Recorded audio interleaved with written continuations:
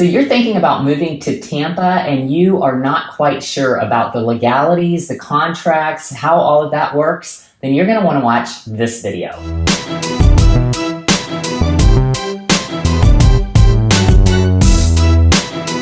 Hi everybody, thanks for tuning into my channel Living in Tampa, where it's my goal to show you everything you need to know about eating, sleeping, playing, and living in the greater Tampa Bay area.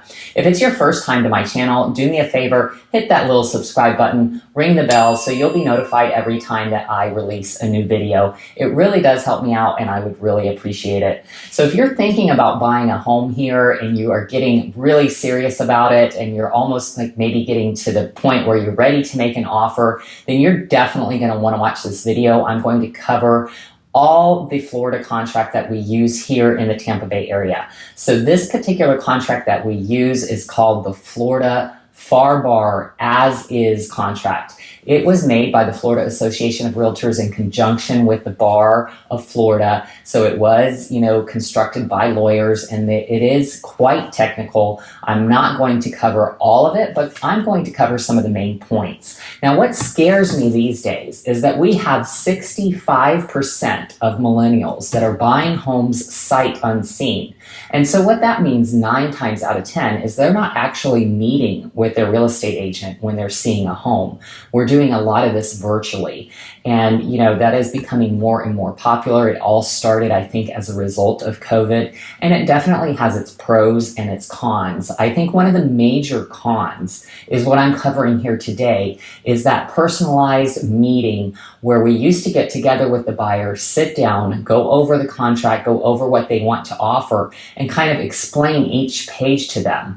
Well, now, a lot of times the buyer is in another state or another country, and it's not really possible to do that, and we're setting everything up for them to sign electronically, which is nice and convenient because they can just click and sign. But what I'm finding is a lot of times I'm sending these contracts to people. This is a 12-page contract, and I'm literally getting it back from them signed within minutes. So I know they definitely did not read what they were signing.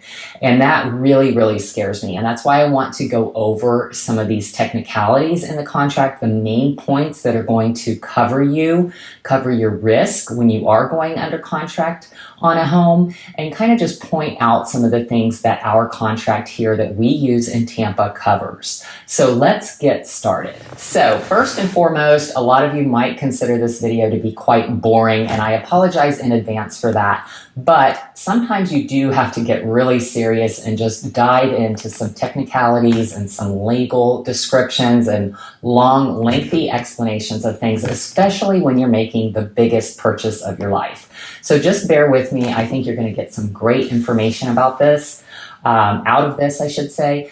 And I hope that you'll find it useful. So I'm just going to go basically, over the main points of this contract. Again, in the Tampa Bay area, we use predominantly the as-is FAR contract. This contract was made by the Florida Association of Realtors in conjunction with the Florida Bar. So it was, constructed with attorneys, and there is a lot of legalese in it. It can get kind of confusing. I'm going to try to break it down into layman's terms to make sure that you can really understand what you're signing when you are looking at the contract. So first and foremost, the easy stuff, the very top part of the contract is just stating the obvious that this is a contract between the buyer and the seller. Always want to make sure that you have your legal name on the contract. So you don't want to use any nicknames. A lot of people need to use a middle initial, especially if you have a super common name. And however we put that on the contract is also going to reflect how it's going to read on the deed whenever you get the deed to your property. So that's something to really make clear with your real estate agent to know which names you want them to be put on the contract. The next part of the contract covers just the location. So the address and the legal description, for the most part, you're not going to have, any input into that. If you want to just really verify, you can look at the tax records and make sure that the legal description matches what was put into that block. But the main thing is the address. Then next, it's going to cover what conveys with the property. Now, this is very important because you might be thinking that you're getting something with the home that you're not.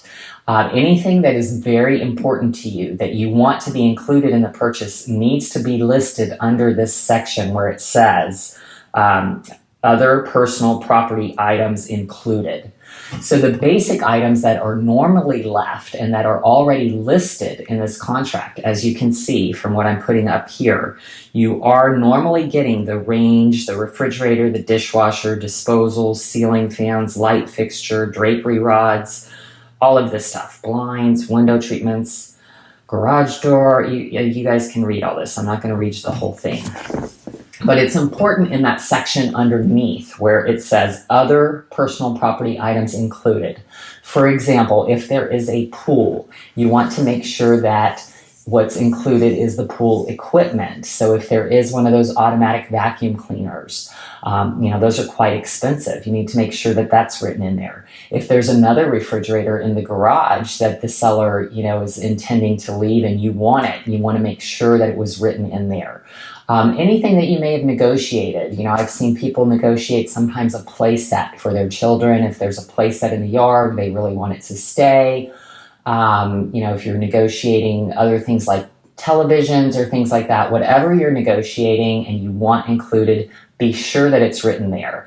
And equally as important would be the next line where it says the following items are excluded. So if there's something there that you just really don't want, for example, I have a house right now that's under contract.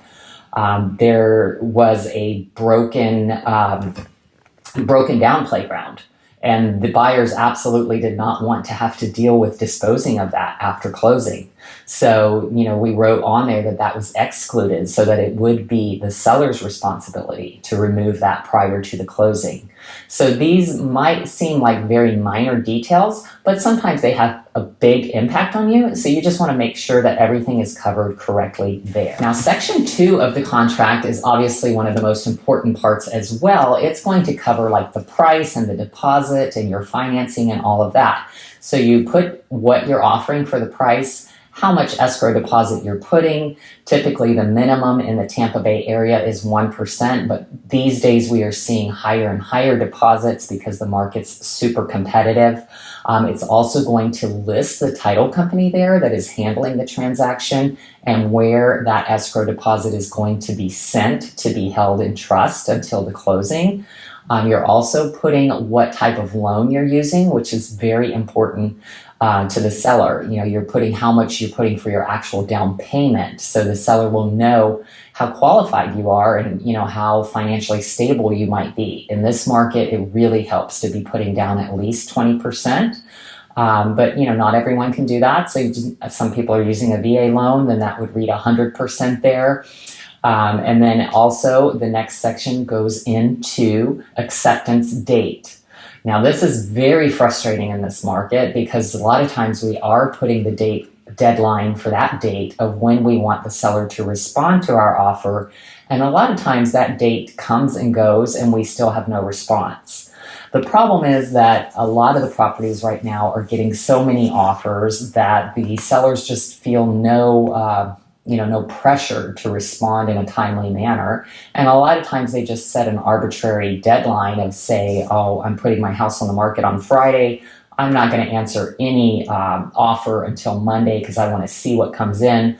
So a lot of times you just want to make sure that the agent is finding out what is a reasonable deadline for the seller to respond to your offer, and you want to write that in there. You don't want to give them too much time though, because, as I just said, other offers can come in during that time. It used to be a 24-hour response time was pretty typical, but these days the market has changed a lot, and we're seeing a lot of times where they're not responding for 3 or 4 days, just something for you to be aware of. And then, of course, is the closing date. That is going to be the first item on page 2, and that is super, super important as well, because if you don't close when you're supposed to close and you don't have any protections left in your contract, you are going to forfeit your escrow deposit. Now, we do have some contingencies written into this contract that I am going to cover, but for the most part, if those contingency deadlines have passed and you haven't closed, then your escrow deposit is definitely at risk. So you want to be sure that you are using a closing date that you know your lender can accommodate. Most of the time here, it's about 30 days. But in some cases, I've seen people that are maybe doing a VA loan or working with a really large lender that just cannot get a loan closed that quickly. Then you may need to put something like 35 or 40, 45 days.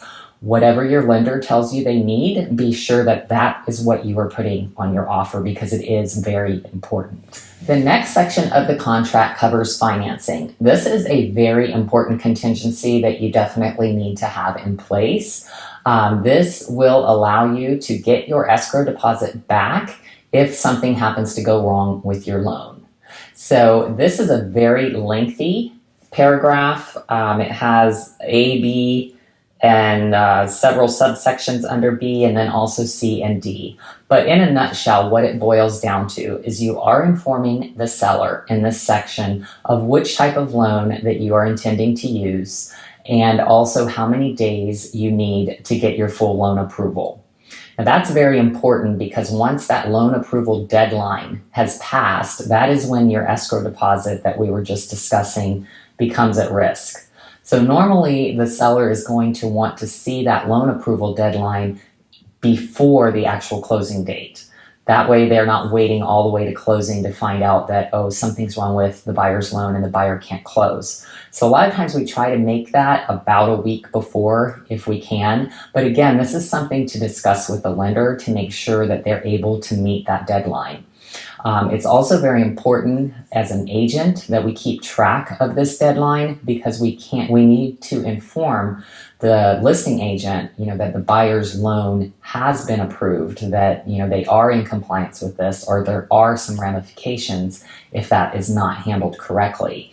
But the main point for you as a buyer is just to know that you are on a deadline here. You have to get that loan conditionally approved and then fully approved before the deadline, or you will risk losing your escrow deposit. So definitely pay attention to that paragraph in financing to see how many days was given for you to get that approval, and make sure that's communicated to your lender and to mark it on your calendar to make sure that that has been fulfilled, so you do not risk your escrow deposit. The next section is section 9. It covers closing costs, and that basically breaks down who's paying for what in the transaction. What is written on the FAR bar as is contract is the breakdown of how things are handled typically here in the Tampa Bay area. It used to be that you could negotiate some of this, or you could ask the seller to pay a portion of the buyer's closing costs. But in this market, we're actually seeing the opposite sometimes. We are seeing where a buyer might be willing to pay some of the seller's closing costs. So this is really going to vary depending on the market. But the items that are listed are almost always paid by the respective parties under what they're listed under. So let me show you here on my screen. It's showing that the seller is paying doc stamps, owner's policy, title search, municipal lien, HOA, recording fees, seller attorney's fees if they use one. Very rare in our area for an attorney to be used, because we use title companies. And then charges for FERPTA. That is, I know, probably sounds Greek to people, but that's if the seller is not a U.S. citizen. So that really doesn't concern you as a buyer. Now here's the section with the buyer. What you are normally going to pay in the Tampa area is going to be taxes and recording fees on the note, recording fees for the deed, owner's policy, and charges if that is checked. Most of the time, the seller is actually paying that. The survey, the lender's title policy, the HOA transfer fees, again, the municipal lien search, that is typically paid for by the seller in our area. Loan expenses, appraisal fees, your inspections, if you want to employ an attorney, your attorney's fees, your insurance, and again, this is referring to owner's policy premium that is normally paid by the seller in the Tampa Bay area. So these are all items that you should be aware of that you are going to be paying. You will get a disclosure from your lender. I will caution you that a lot of times those are generic and they are written, for the entire nation, because a lot of the lenders are nationwide lenders and they're not breaking down the closing costs appropriately. That isn't handled until the file gets to the title company. So don't be alarmed if you have a very large closing costs amount in the disclosure that your lender provides to you. You can reach out to me and I can go over that with you and break down for you which ones you can expect the seller to be paying on your behalf. That way you can get a better idea of what you're actually going to need to bring to closing. I am going to skip a little bit from there because a lot of it is kind of just generic. I'm going to skip to what is definitely important is the assessments, special assessments. So there are a couple of choices of what can be checked there. Special assessments are super important. You need to find out when you're going to contract if there are any special assessments that are planned or already in place and what is going to happen in regards to that special assessment. Again, in this market, it being a seller's market, most of the time the check is going to be on the top one where it says the seller pays up until closing and the buyer pays after closing. So that to me is the fairest solution for special assessments. The buyer is paying once they own it. The seller paid for the time that they owned it. But sometimes in certain markets, you can ask for the next check mark to be checked where it says the seller will pay the assessment in full before closing. And that, might be something the seller is doing as an incentive for the buyer to get the property sold. In particular, if there's a really large assessment on a property, we will see where the seller might be willing to pay that so that they can open up the property, to be available to more buyers. But this is definitely something to be aware of because if the correct box isn't checked, then you might get stuck paying the bill on a very large assessment. And you don't want that to happen. So make sure that that is investigated and that you ask the question if there are any special assessments on a property. Now, I am skipping all the way down to the as-is part of the contract. This is the as-is contract. And I always like to point out to people your two main contingencies in the Tampa market for this particular contract are going to be your financing contingency and your inspection contingency. In this paragraph is where we disclose to the seller how long that inspection contingency is. So basically, if you're not sure what a contingency is, basically it's just that is like an exception, if you will, as to when you would still be able to get your deposit back. So if we put down 5 days for inspection, that means we have 5 days for you to get an inspector in there, for you to do any and all inspections that you want to, any kind of due diligence regarding the property that you want to. And within that 5-day period, you are not risking your escrow deposit. You can cancel for any reason during those 5 days. The contract reads at buyer's sole discretion. And we actually don't even have to provide a reason to the seller as to why you're canceling. So any reason during those 5 days you can cancel and you can get your money back. After those 5 days, the only other contingency that you're going to have left is your financing contingency. So after that inspection period is up, your escrow deposit is definitely at more risk. So you want to make good use of those 5 days. Make sure you get an inspector in there as soon as possible. Make sure that anything else that's concerning you about the property, if you're not sure what the HOA rules are, if you're not sure, about the lot, anything that you might have concerns about, you need to make sure you're okay with them during those 5 days. Otherwise, you are going to lose your escrow deposit. Now, that 5 days is not set in stone. That is, written in. But I will say in this market, 5 days has become the norm. It is, again, seller's market. Here we are in April of 2022. It's a seller's market. Now, in markets past, we used to not fill anything in that blank, and it just defaulted to 15 days. So we've gone all the way from 15 days to do all your due diligence to just 5 days. So it's more important than ever for you to be really on top of the ball and for your agent to be really looking out for your best interest. So I don't want to make this video too long and boring, so I'm going to try to wrap it up here. The last point that I do really want to make in regards to this as-is contract, because there is a lot of confusion around that. So it does say as is on there, and I think that always scares buyers. You do have that inspection period to where you have the right to inspect the property, and if there's anything that you're not happy about, you do have the right to walk away. Just because the contract reads as is doesn't mean that we can't ask for some repairs to be made. So if during this inspection there are some major items that come out that maybe the seller wasn't even aware of, because let's face it, I mean, when do you as a homeowner actually get up on your roof and know if something is wrong with your roof? Or, you know, we don't really know anything about air conditioners and the house is cool, and, you know, we don't know that the coils are dirty, or, you know, certain things that might be wrong with the house that come out of the inspection that the seller had no idea about. They might be willing to fix them. It doesn't hurt to ask. Even though the contract is as is, it does not mean you can't ask. And another important thing that I want to point out is insurance. Insurance is getting more and more difficult. Hopefully things with insurance will improve soon. I know there are a lot of representatives and senators and things like that working on the issue, so hopefully there will be some relief in the near future. But right now we are really having a hard time with insurance because there's been so much fraud here in Florida with roofs, and of course we have the hurricanes too. So all of that combined has just led to really high insurance rates here, and also really strict rules that the insurers follow. So right now the big thing is roofs. They won't accept roofs that are older than maybe 15 years. Depending on the company, some are even saying less. It's getting kind of crazy out there.